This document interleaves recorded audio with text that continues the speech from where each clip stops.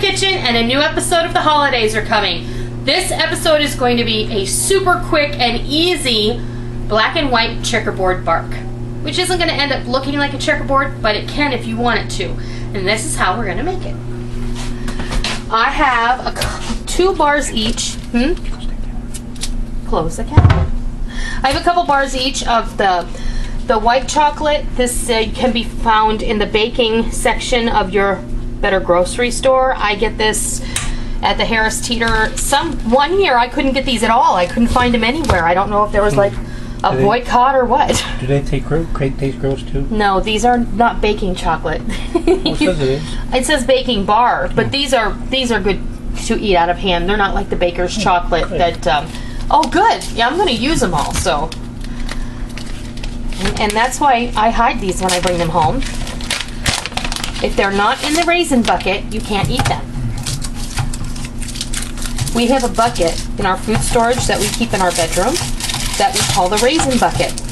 It doesn't have raisins in it. Not anymore. Well, it used to, but now it has chocolate bars in it, which I think is kind of funny. But okay, we're gonna break these up. We figured the kids wouldn't go looking for food for candy in the raisin bucket. My girls won't eat raisins out of hand. They like other dried fruit, but they like raisins in things. They love cinnamon raisin biscuits that I make. All you're going to do is open these up, break them apart, and let me break all these up, and then I'll show you what we're going to do with them. We're going to arrange these on our baking tray, which I have lined with aluminum foil, and I really prefer to have that non-stick aluminum foil for this, but I'm all out of it.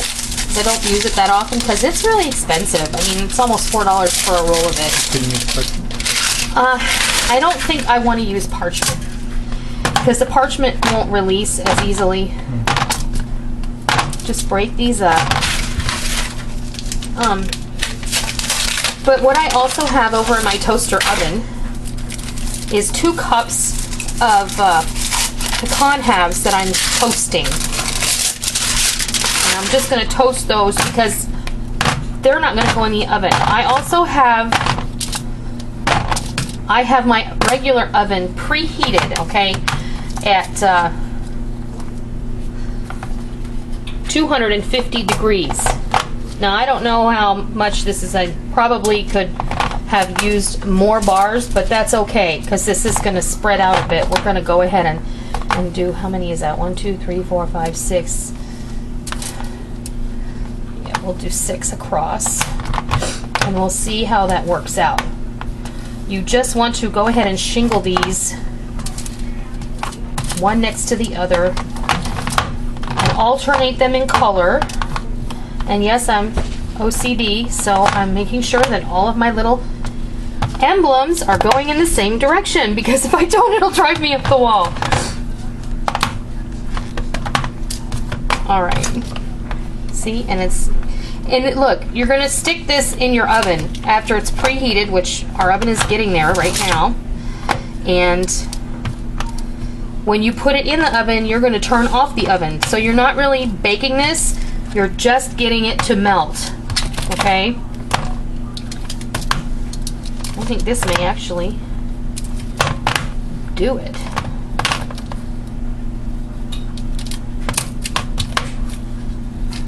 Oh, look at that. 2 extras, yay. 1 for you and 1 for me. How about that? White chocolate is my ultimate favorite. 2 halves for you, 2 halves for me. Oh, okay. Okay, so we have our oven preheated. And what we're going to do is we're going to come over here. And you can cover this whole pan. That's what I have. Oven's preheated, right? Put that in the oven. Close the door. And let it sit in there for a few minutes. Turn it off. This is going to get soft and melty. Then I'll bring you back when it's ready to come out of the oven, and we're going to go to the next step, which is going to be to swirl it up and use the nuts. So we'll be right back. Now this sat in the oven for about 10 minutes, and you can see how shiny it is. And you can see I touched it there. It's melty. It's just exactly how you want it. So then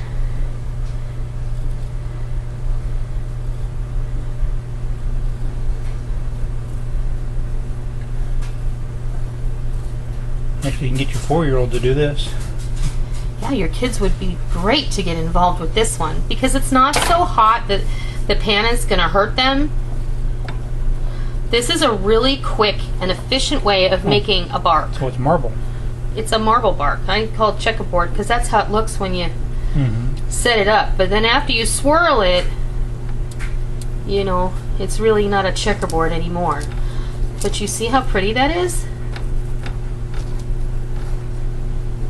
And you can swirl it as much or as little as you like. But if you swirl it too much, don't forget, it's not going to be swirled. It's just going to be gray. Right. Okay, the next thing we're going to do. People get extra creative with that. They can get extra creative with that too. Yeah, they can. You can put any number of things on this bark that you choose. I'm just going to put pecans on it today. And this is 2 pounds of pecans that I toasted in my toaster oven. Raisins would be good. Raisins or dried cranberries. I think any number of dried fruits. Dried cherries, not glacé cherries, just dried cherries. Glacé cherries aren't going to allow that chocolate to firm up properly. And these pecans are hot, and so is the chocolate. So if you have asbestos fingers like I do, have at it. And if you don't, use a spoon or a fork or a skewer or something of that nature so that you won't hurt yourself. And 2 cups may be a little much. Maybe 1.5 cups is going to be just about right. And just make sure that Don't put the rest. those pecans, Don't put the rest. No, that's going to be too much. No, don't put the rest. I'm not going to. And now you have a couple of options. You can stick this in your fridge for about a half an hour. You can stick it in your freezer for about 15 minutes. Or you can just set it out on the counter and let it do its thing. And in about an hour to an hour and a half. You dipped it in chocolate. Did I? Yes. You're going to be able to break your bark apart. So, when it's time to break it apart, I'll bring you back and I'll show you what happens next. Okay, I stuck the bark in my refrigerator like 3 hours ago, 2.5 hours ago, and I just forgot about it and I went about my business. And this is what it looks like when it comes out. You just gently lift it up. Well, there's really cool on the bottom. I'll show you the bottom. See, that's why it's called checkerboard bark. You can still see where those squares of chocolate were when we softened them up. That is really cool. I know. So now all you have to do is break it into pieces, and then you can put it in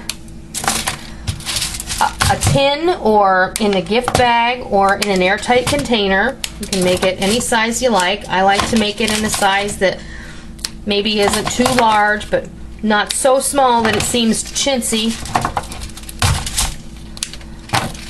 This, I think, is just about right. See here, you can see where the chocolate, you can see like part of the chocolate bar is still the edge of it. Yeah, it's down at this end too. But this is going to make you, I'd say if you divided it up right, you could probably get 4 nice gifts out of this. Put them, like I said, I would put them in cello bags and just give them like that. And these would make a fabulous addition to a gift basket or a box for the neighbors or whatever it is you're doing. You could even just save this. In-laws. Or in-laws, which is what Rick is hinting. We're probably going to send this to his family up in Indiana. So, that's a lot of bark for your buck. Northern Indiana, just outside of South Bend, because you're going to ask. That's true. New Carlisle, to be specific. Yes, New Carlisle. So, you want to be the guinea pig, honey? Mm-hmm. And of course it's still cold. You can bring this to room temperature. It's not going to melt. It's going to stay stable now because this chocolate has been tempered. And the nuts are going to stay in it and it's going to be delicious. Is it delicious? Mm-hmm. Mm-hmm. Yeah.